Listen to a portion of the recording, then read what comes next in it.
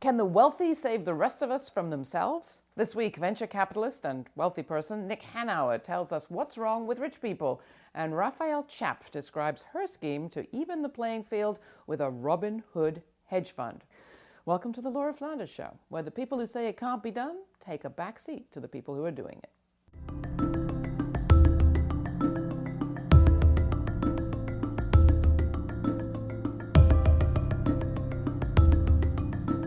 All right, folks, are you ready? We are actually allowing an investor and entrepreneur to our cameras. Nick Hanauer is actually a lot more than a venture capitalist and an entrepreneur. He is somebody who is raising alarm bells everywhere from TED to Davos about the perils of inequality, not to your conscience, although that too, but to your pocketbook and to the sustainability of our world as we know it. Nick Hanauer, welcome to the program. Glad to have you. Thank you. We have a lot of grassroots activists and people who are against people like you, so I want to give you a chance to talk.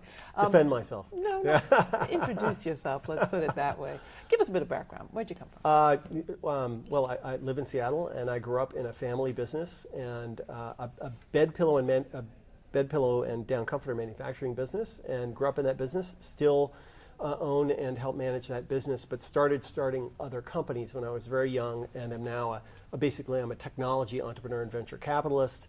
And you were very genius lucky to invest in a company Yeah, that maybe some very people have lucky heard of to called have Amazon. I was very early interest in the internet, and as luck would have it, had a friend who had an early interest in the internet. His name was Jeff Bezos, and so I became the first non-family investor in that, and from that experience made a lot of money, obviously, and from that experience starting other internet companies, including a company called Aquantive, which was an internet advertising company that you may not have heard of, but we sold to Microsoft in 2007 for $6.5 billion, but dozens of others. I mean, I think I've helped with 35 companies. So fair to say you have a lot of money. I do.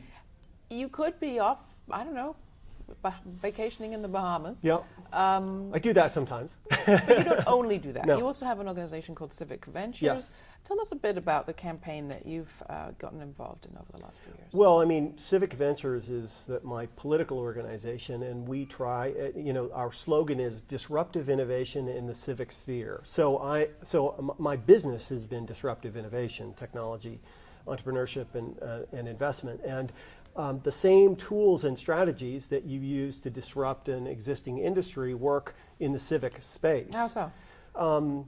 Well, I mean, if you're clever, you can turn things upside down. And, what's important, I think, to recognize is that human prosperity is linked to innovation, right? Innovation is how we solve problems and improve living standards. But innovation always creates disruption because it creates change. So in a healthy society, the rate of civic innovation must match the rate of technological innovation. And how are we doing? In Seattle, Washington, we're doing pretty well. Around the country, we're not. And a lot of the problems that the society faces can be thought of as the gap between technological innovation, disruption, and change, and the pace at which we're adjusting to it. So give us an example. Well, I mean, the minimum wage. So if the minimum wage had tracked inflation, it would be $10. If it had tracked productivity gains, it would be $20. And what happened to the economy, for good and bad reasons, is that it became a service economy. It was a manufacturing economy with high-wage jobs. It became a service economy with low-wage jobs.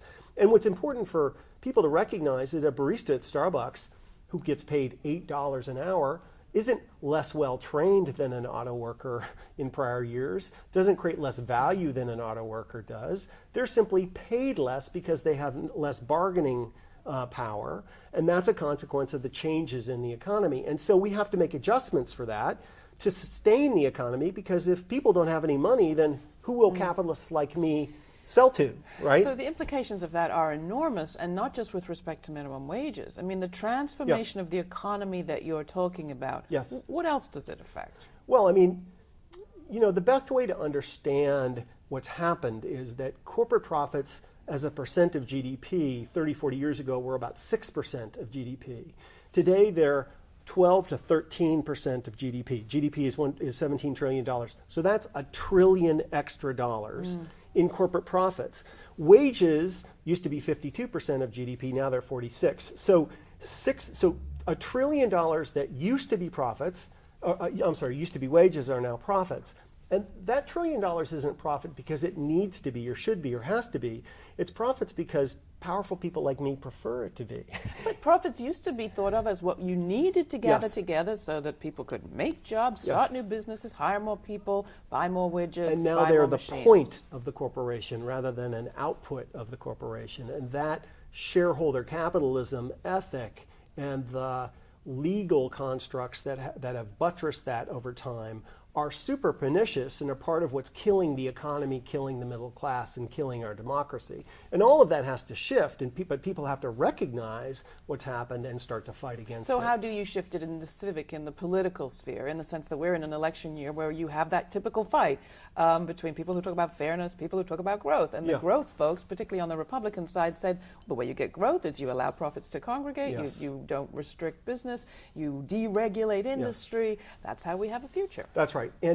And those economic ideas, the neoclassical economic idea and the trickle-down economics policy framework that people derived from that turn out to be totally and completely wrong. Tax cuts don't lead to growth. Investments in the middle class do. So growth in a technological capitalist economy is the consequence of a feedback loop between increasing amounts of innovation and increasing amounts of demand, which means that the more people you include more robustly as consumers, workers, entrepreneurs, inventors in the economy, the better it goes. And what that means is a thriving middle class is the source of growth in a technological capitalist economy, not an effect of it, not a consequence of it. Which means that raising the minimum wage isn't bad for capitalism, even though it may inconvenience a few capitalists in particular, it's indispensable to capitalism. A thriving middle class is the source of growth in a technological capitalist economy, not a consequence of it. And once you see it that way, now you realize that a lot of our policies are upside down, right? I mean, the most pernicious thing about trickle-down economics is not the belief that if the rich get richer, that will be good for the economy. The most pernicious thing is believing, as so many people do, that if the poor get richer, that will be bad for the economy, which is literally what the Republicans are claiming, that we should eliminate the minimum wage and somehow this will be good for everybody. It's like, it is, the claim that if wages grow, employment will shrink is as idiotic as claiming that if plants grow, animals will shrink. I mean, it's ludicrous. Of course, that's not how the world works. And yet, those ideas have been accepted by politicians and a lot of neoclassical economists. So let's talk about another aspect of change that you've alluded to, and you say that, for the good of the whole, a few individuals might need to take a hit right now. Our economy is also very based on the idea that the individual is the engine of ingenuity, innovation, etc. And yet you're suggesting we need to think about, well, it's about shifting from a me voice to a we voice. Yeah. How do we do that? No, I think both things can be true. So on the one hand, we need people to be super inventive, super aggressive, super risk-taking, all that stuff. Innovation really is the source of how we solve problems and increase living standards. But in the absence of demand, there is no innovation, right? You can't, it's the sound of one hand clapping. If you have no one to make things for, then you actually don't have innovation, which is why wages are so essential to innovators. And the truth is that if in the near term some giant corporations make a little bit less percentage of profits, over the long term, in aggregate, we'll all make more money, including them, as the size of the economy increases, right?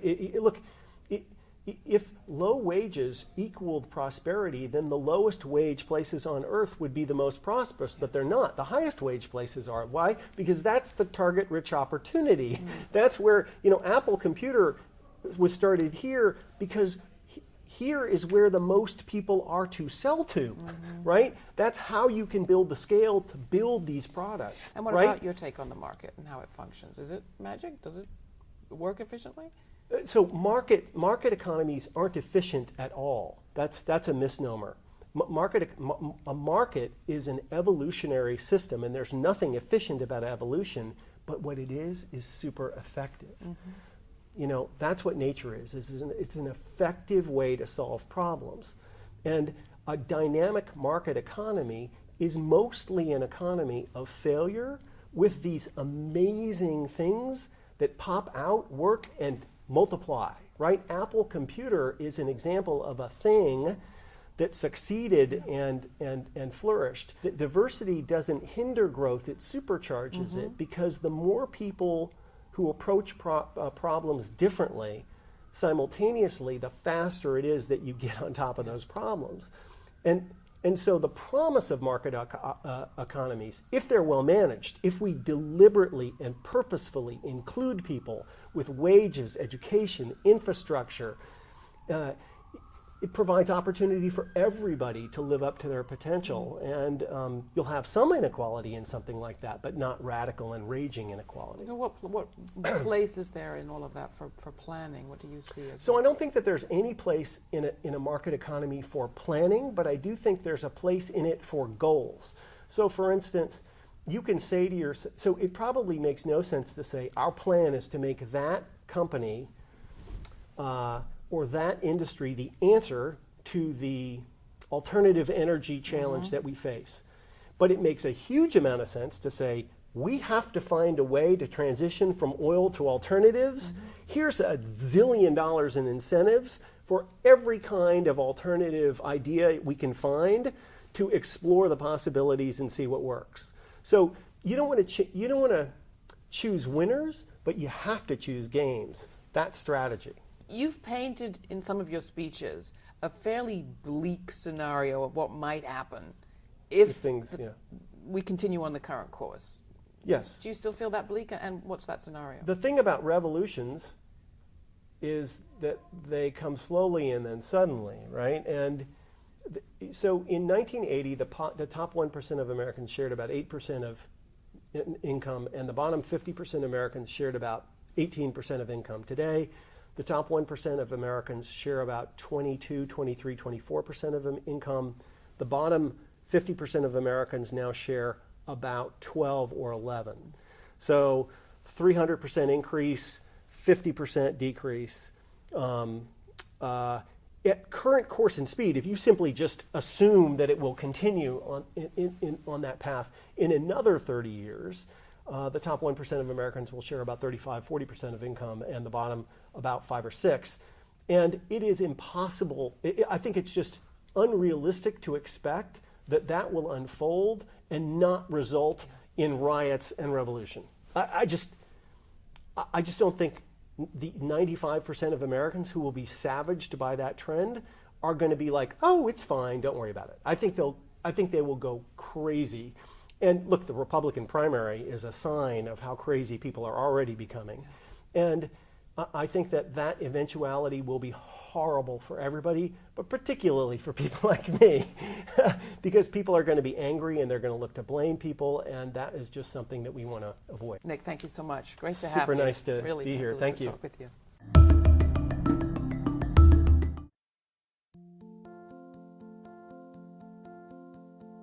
Let us imagine. What do we actually want our world to become? Not as it presently is, and is becoming with finance on blockchain. Not as financial technologies are presently used, but how we wish them to be used. Let's imagine that the year is now 2020. Capital is distributed and a P2P relation. That there are no banks, at least not as they exist today.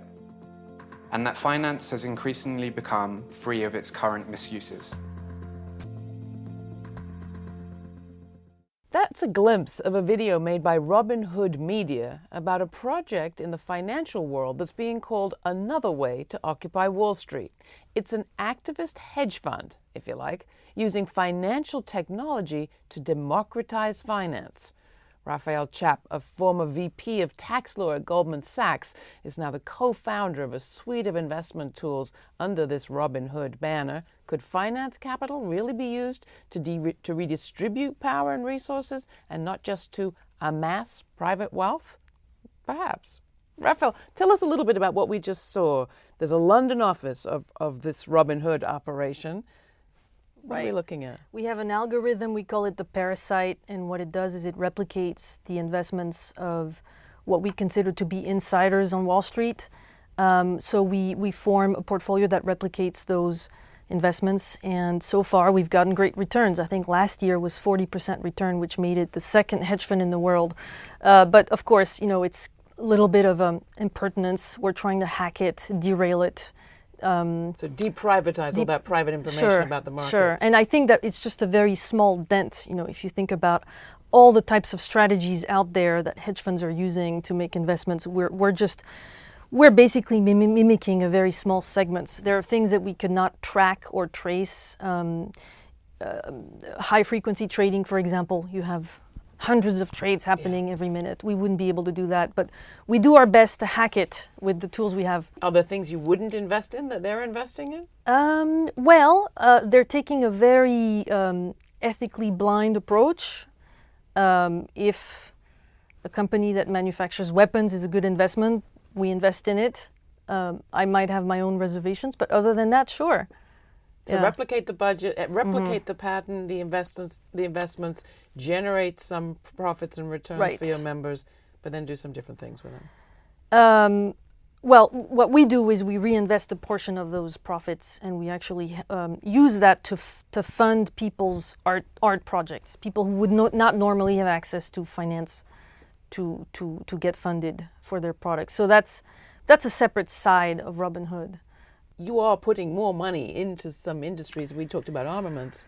Yes, we don't want more money in. Sure, and that's what's driving our efforts to actually move into Robin Hood 2.0, Robin Hood Financial Services, where we try to take the positions that, hey, we need alternative financial assets. So we need to have individuals, small businesses, startups need to be able to issue their own securities. And that's something we would want to invest in. But right now we're still trying to create those markets. So we're trying to create a platform where people could go on, engineer their own capital structure, issue securities, and we would try to connect those people with investors. Of course, we have to work around issues of transparency, how to build trust. But essentially, we want to empower alternative financial markets to help the general public, both on the investor side and on the issuer side, to use those tools to create an alternative parallel economy. And how did you get involved in this? I mean, you were in the heart of finance capital at Goldman Sachs, removed from everything looking like the commons and removed from most regular people. Your clients were presumably fairly major investors. Yes, I was working at Goldman Sachs, and I was structuring their tax financial strategy. Avoidance strategy. I didn't say it.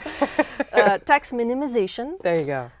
But I got appetite for, I wanted to understand about finance in the broader sense. So I got curious about economics and finance. I was originally a tax attorney. I decided to pursue a PhD in economics. I started in 2008, which was just as the world was collapsing. So I got a little bit of interesting timing there. Yes, I mean, it's been an interesting trajectory. I think most people who are in this world maybe stay there, but I was more driven by intellectual curiosity and sort of intellectual growth. So I felt I had capped a little bit and wanted to pursue other interests. So that's how I ended up doing my PhD. Right now I'm working on the link between finance and wealth inequality. I'm trying to understand if financial markets work for the same for everyone, or if some people get better returns because they have advantages that regular investors don't. Finally, are we talking about a future then without investment banks? Potentially, or a future where instead of having just a few major investment banks, you might have a more decentralized network of underwriters, because there's still a role to play for investment banks. The issue of building trust, due diligence, reducing the risk of frauds.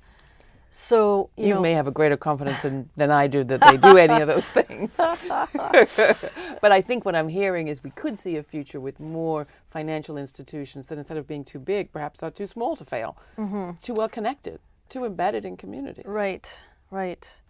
It's an interesting point. The technology is there now that financial assets could be traded, and they could be traded on open source platforms. So potentially we no longer need a stock market or a clearing house of some sort. But there are still issues, of course, having to do with concentration of these new markets. At the beginning, the internet was very decentralized, and now it's very concentrated. So this is the same thing might happen. So the potential for more democracy is there, but that doesn't mean that there aren't hurdles or barriers. So speak to somebody out there. You're a former Goldman Sachs VP. This is bread and butter to you. You understand this stuff.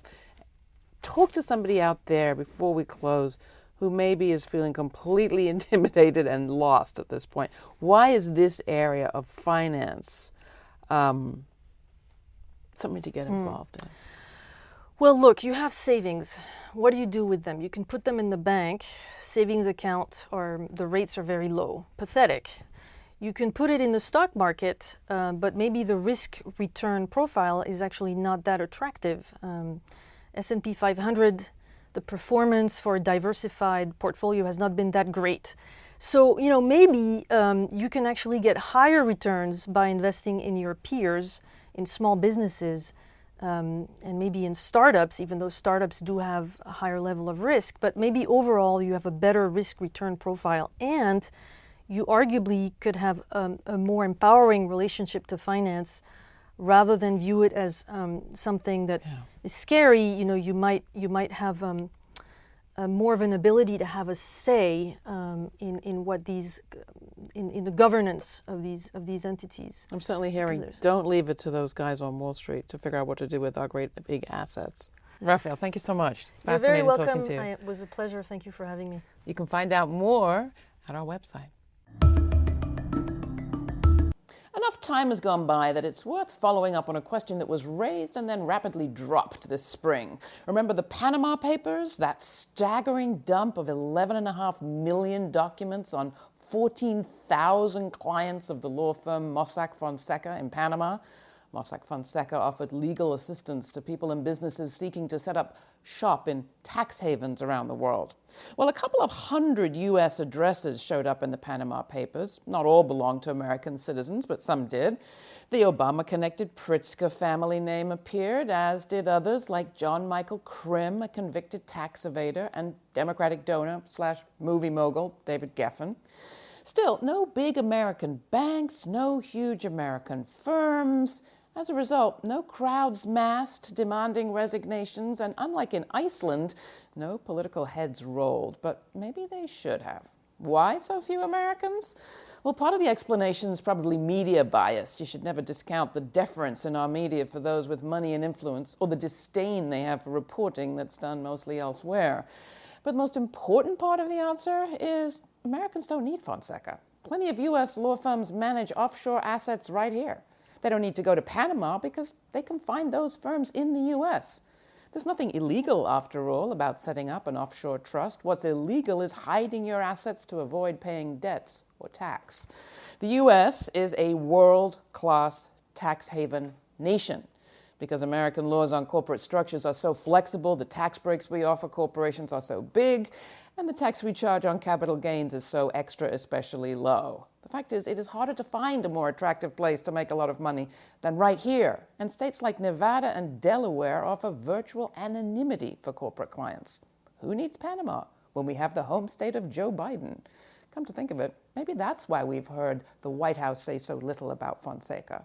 Scandal? What scandal? Finding legal ways to dodge your debts to the nation is the good old American way of doing business. And tell me what you think. Write to me, Laura, Leura, at lauraflanders.com.